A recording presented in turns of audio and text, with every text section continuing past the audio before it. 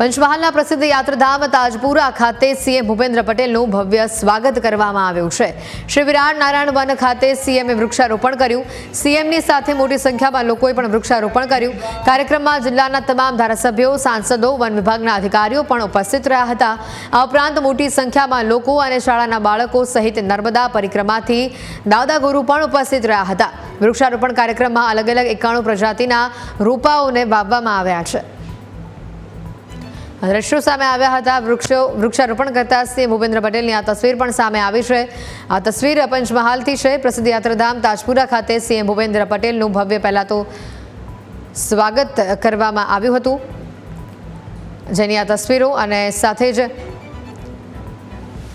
તાજપુરા ખાતે વૃક્ષારોપણનું પણ કાર્યક્રમનું આયોજન કરવામાં આવ્યું। શ્રી વિરાટ નારાયણ વન ખાતે સીએમએ વૃક્ષારોપણ કર્યું। સીએમની સાથે મોટી સંખ્યામાં લોકોએ પણ વૃક્ષારોપણ કર્યું।